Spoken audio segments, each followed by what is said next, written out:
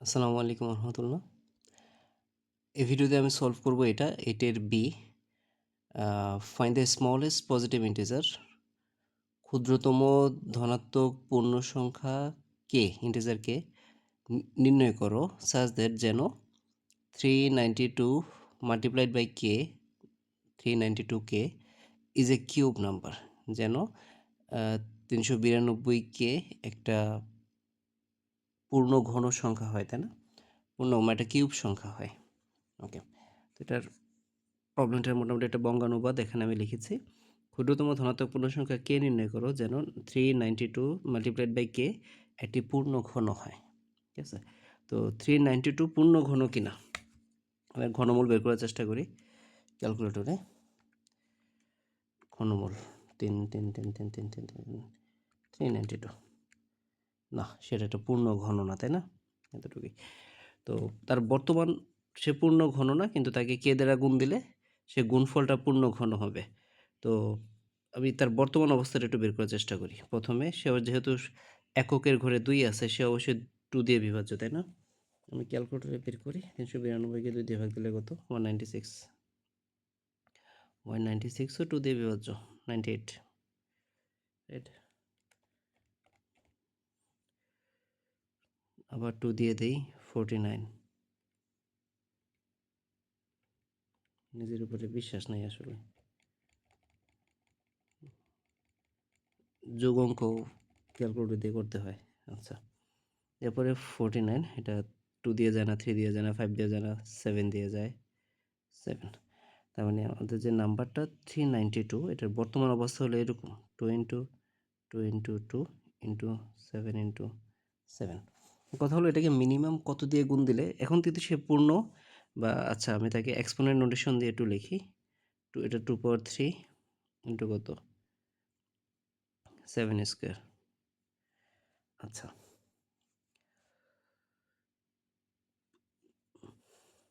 একটা সংখ্যা পূর্ণ বর্গ হওয়ার জন্য বা স্কোয়ার নাম্বার হওয়ার জন্য তার প্রত্যেকটা মৌলিক উৎপাদকের যে সূচক থাকে এক্সপোনেন্ট, ওই সূচকগুলো 2 দিয়ে বিভাজ্য হতে হয়। স্কোয়ার নাম্বার বা পূর্ণ বর্গ হওয়ার জন্য সূচকগুলো 2 দিয়ে বিভাজ্য হতে হয়। আর আমাদের প্রবলেমটা হলো পূর্ণ ঘন হওয়া, তাই না? তো পূর্ণ ঘন হওয়ার জন্য প্রত্যেকটা সূচক 3 দিয়ে বিভাজিত হয়, তো 3 দিয়ে বিভাজ্য হতে হয়। তো এটা 3 3 দিয়ে বিভাজ্য, কিন্তু এটা হলো 2 3 দিয়ে বিভাজ্য না। অর্থাৎ প্রত্যেকটা মৌলিক উৎপাদক 3 বারের গুণিতক করে থাকতে হবে, হয় 3 বার, নাহলে 6 বার, নাহলে 9 বার, এরকম। ঠিক আছে, এটা তো 2 কিন্তু 3 বার আছে, ফাইন, 3 এর গুণিতক বার আছে, 7 কিন্তু নাই। তো মিনিমাম কত দিয়ে এই 392 সংখ্যাটাকে মিনিমাম কত দিয়ে গুণ দিলে, এবং যেটা দিয়ে গুণ দেবো সেটা কিন্তু ধনাত্মক পূর্ণ সংখ্যা হতে হবে, তাই না? তো মিনিমাম কত দিয়ে গুণ দিলে ওই গুণফলটা একটা পূর্ণবর্গ হবে? মিনিমাম 7 দিয়ে গুণ দিতে হবে, তাই না? 7 দিয়ে গুণ দিলে তো হয়ে গেল। সুতরাং মিনিমাম বা বাংলায় লিখি, সুতরাং আমার ক্ষুদ্রতম কে হবে 7। ওকে, তো আমরা এভাবে গুণ দিয়ে দেখতে পারি। 392কে 1 দিয়ে গুণ দিবেন, 1 দিয়ে গুণ দিয়ে দেখবেন যেটা আসে 392 তো আসে, তো পূর্ণবর্গ না, এটা আমরা দেখছি। 2 দিয়ে গুণ দিয়ে দেখবেন, তাও দেখবেন। সরি, আমি ভুল লিখছি গুণফলটা। হ্যাঁ, গুণ 2 সমান কত? 784। এই 784কে আপনারা ক্যালকুলেটর ট্রাই করে দেখতে পারেন। সে কিন্তু পূর্ণ ঘন কিনা, সে কিন্তু পূর্ণ ঘন না, সে পূর্ণ ঘন না, বা সেটা কিউব নাম্বার না। এবং দেখবেন এটাকে যদি আপনি মৌলিক উৎপাদকে নেন তাহলে পাবেন 2 পাওয়ার 4 ইন্টু 7 স্কোয়ার। তার মানে সূচকগুলো কিন্তু 3 দিয়ে বিভাজ্য না। ঠিক আছে, এটা তো এভাবে ট্রাই করতে করতে 392কে 3 দিয়ে গুণ, 4 দিয়ে গুণ, এভাবে দেখতে পারেন। আপনি দেখবেন যে যখন 7 দিয়ে গুণ দিবেন তখন আসে 392 ইন্টু 7, 2744। তো এটা আমি ক্যালকুলেটর দিয়ে দেখাই। 2744, এটা পূর্ণ ঘন সংখ্যা। হ্যাঁ, হইল না কেন? আবার গুণ দিই, 392 ইন্টু 7, 2744।